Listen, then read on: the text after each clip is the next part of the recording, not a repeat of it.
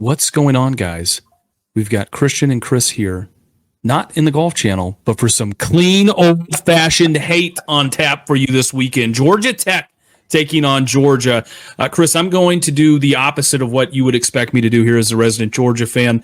Tech fans, I don't give a shit what you have to say. I'm going to tell you that right now. I'm going to take Georgia Tech, and I'm going to do them some justice in the first half of this year.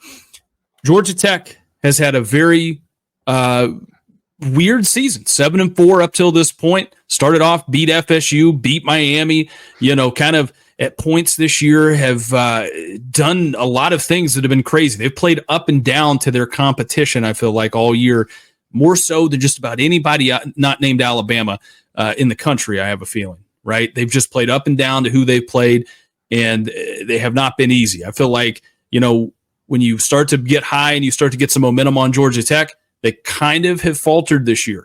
When you go into a game, kind of like the Miami game this year, and think, it's just a boring walkthrough game for Miami. They should win. Not so fast. Georgia Tech ends up beating them, pulling the upset there. Here's what I'm going to talk about that's going to make them very difficult. Well, Haynes King, he got hurt at the middle part of the year. They kind of started, while he was out, turning to some different options there.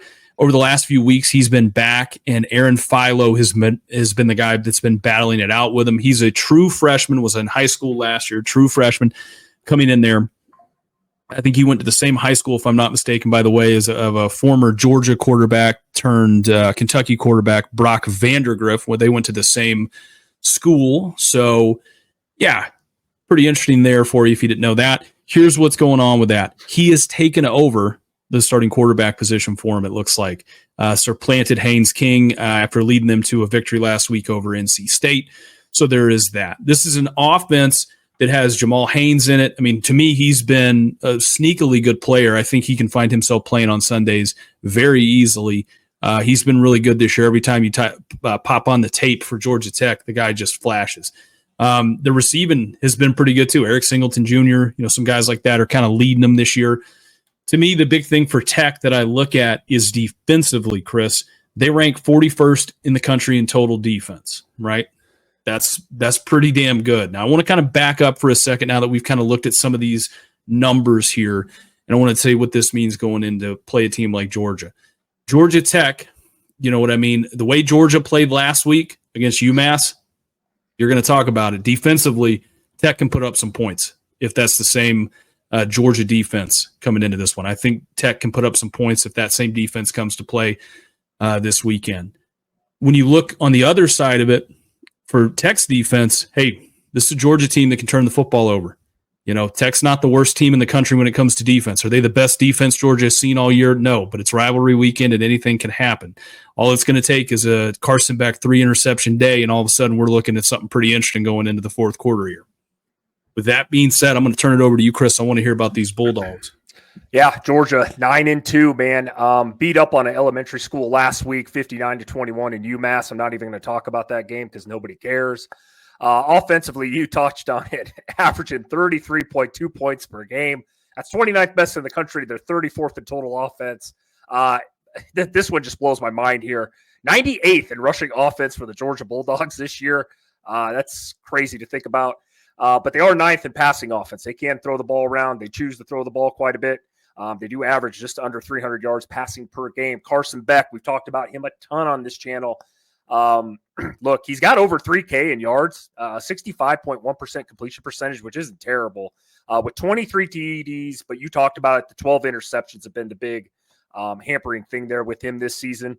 I'm not going to, like I said, I'm not placing all the blame on Carson Beck here, but the running game. We've talked about this at length on the air, off the air. Christian, Nate Frazier, Trevor Etienne. I do believe these guys are very good backs.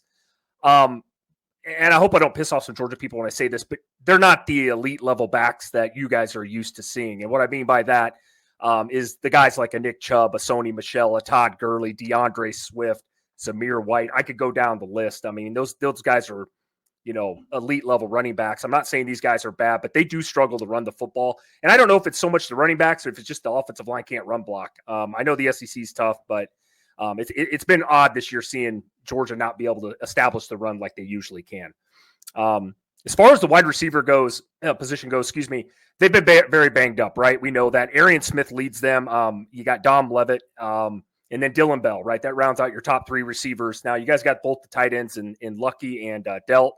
They've done a decent job. We saw, I think it was Lawson Lucky sighting a couple weeks ago. Couldn't believe they caught 2 touchdowns in that game against Tennessee. But, yeah, like I said, I like these receivers, but they don't have elite receivers. You guys haven't had elite receivers since like George Pickens, probably AJ Green after that. I mean, you guys have good receivers, but never like, I would say, elite level receivers. And that's okay. You could win titles that way. You guys have done that in the past and showed that. So yeah, like I said, this game though, in particular, is going to be predicated on Carson Beck. If he turns the ball over a ton, you said it, this is going to be a close game in the fourth quarter. Defensively with Georgia though, this is where they hang their hat. I think your guys' defense is very good. They only give up 18.5 points per game, 17th best in the country. They're 15th in total defense, 38th against the run, Christian, and 27th against the pass. So that's all solid numbers there. In my opinion, like I said, this has been the strength of this team this year. I get they've had some games where they've allowed more points than they probably should.